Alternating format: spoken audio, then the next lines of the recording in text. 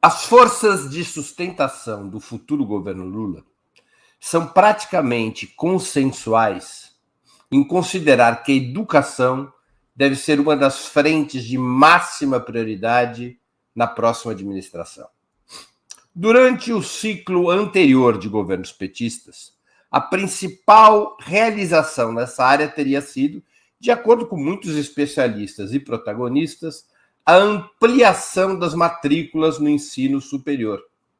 Houve um salto de aproximadamente 3,5 milhões de matrículas em 2002 para 8,5 milhões depois de 14 anos. Mas a taxa de matrículas no ensino privado, que era ao redor de 65% quando terminou o governo Fernando Henrique Cardoso, tinha subido para quase 70% em 2016. Esse modelo de expansão do ensino universitário deveria ser replicado? A prioridade do governo nacional deveria continuar a ser o ensino superior? Com a palavra, Sérgio Amadeu. Bom, em primeiro lugar, eu queria dizer que a política de ampliação de vagas no sistema superior, a partir da ideia de fortalecimento das instituições privadas, foi um cálculo para ampliar a capacidade do nosso país. Foi um cálculo e, de certa maneira, deu certo.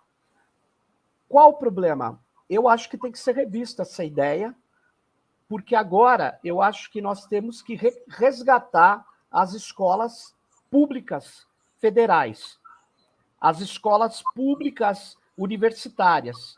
Nós precisamos ampliar essa estrutura, mas só ampliar não basta, precisa resgatar, porque elas estão com problemas muito sérios. O ensino superior no Brasil, Breno, ele é sustentado principalmente por recursos federais.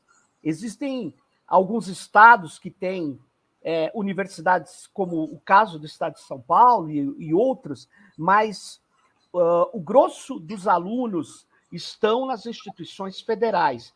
Nós precisamos ampliá-las. Agora, tem um problema. A equação não é dentro do MEC, a equação é em relação às Forças Armadas. No meu modo de ver, a ampliação do orçamento militar, na área militar, ela foi muito grande no governo Bolsonaro e ela teve como o contraponto redução efetivamente na educação e na saúde. Nós vamos manter esses recursos nas áreas militares ou nós vamos colocar recursos no ensino, mandar mais recursos, eu quero dizer, para o ensino fundamental e médio. Agora, o que nós vamos fazer com a pesquisa? Como que nós vamos resgatar as universidades que estão numa situação muito ruim? Elas estão numa situação onde a própria permanência de alunos cotistas e pobres está prejudicada pela falta de recursos. As universidades, elas são fundamentais para o Brasil e o seu desenvolvimento.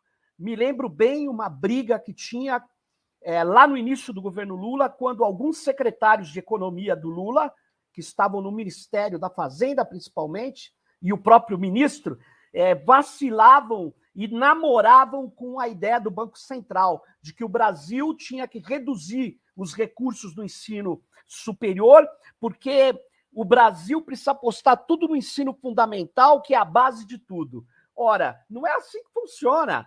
Se a gente desarmar a nossa estrutura de pesquisa e de ciência que estão nas universidades públicas, nós não vamos conseguir nem formar bons professores. Então, nós estamos com um problema de equacionamento e com outro problema, né?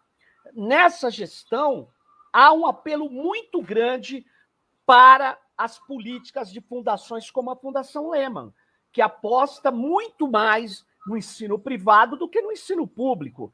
Então, nós estamos vivendo dias onde nós vamos ter que fazer uma composição, mas que eu não acredito que seja muito simples ou que a gente possa simplesmente baixar a guarda, baixar os recursos do ensino superior, do ensino público, das verbas públicas para universidades públicas e gratuitas.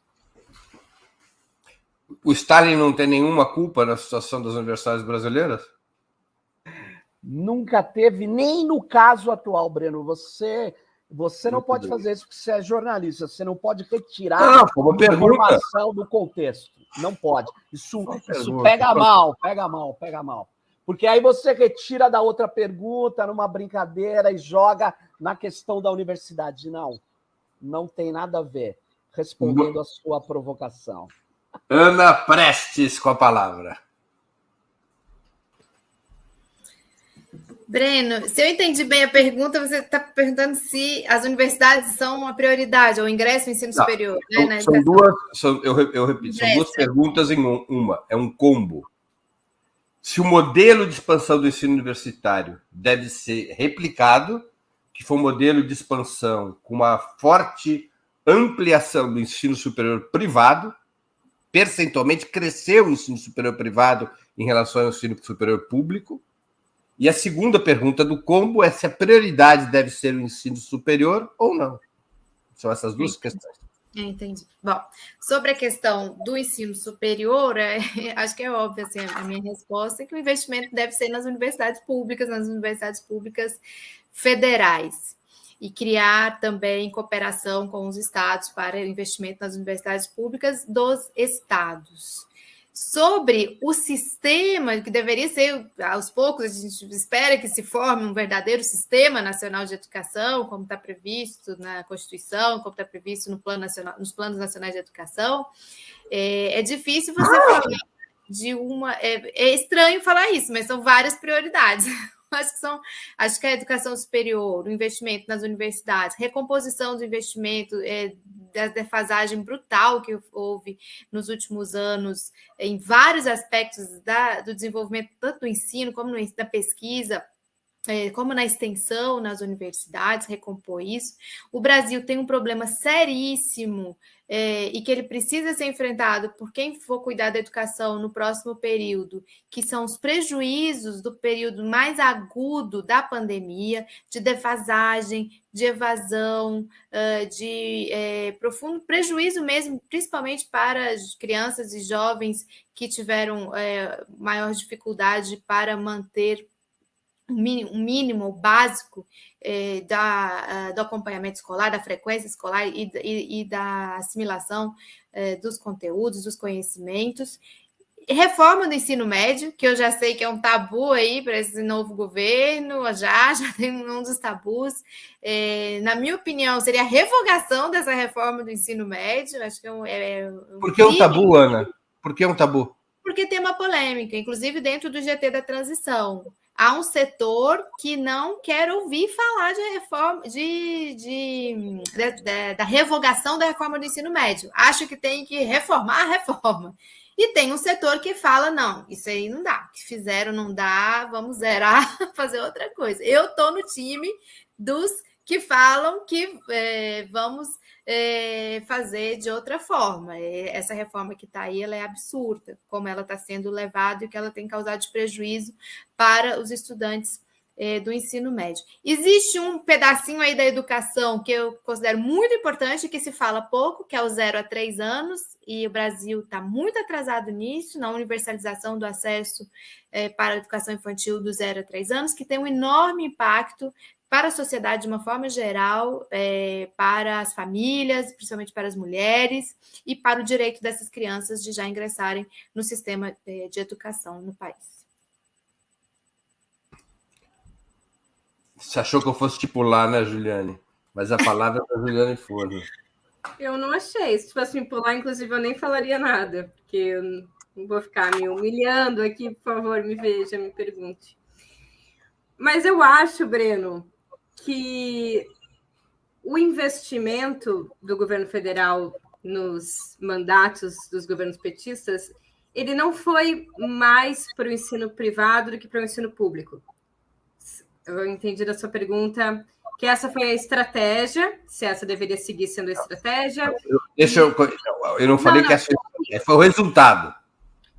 O resultado. Bom, eu acho que o resultado, ele independe, em grande medida, do objetivo intencional ou do nível de investimento. Inclusive, o resultado, a ampliação do ensino superior privado, em alguma medida, também tem implicações ou também é produto do aquecimento da própria atividade econômica que demanda mais profissionais.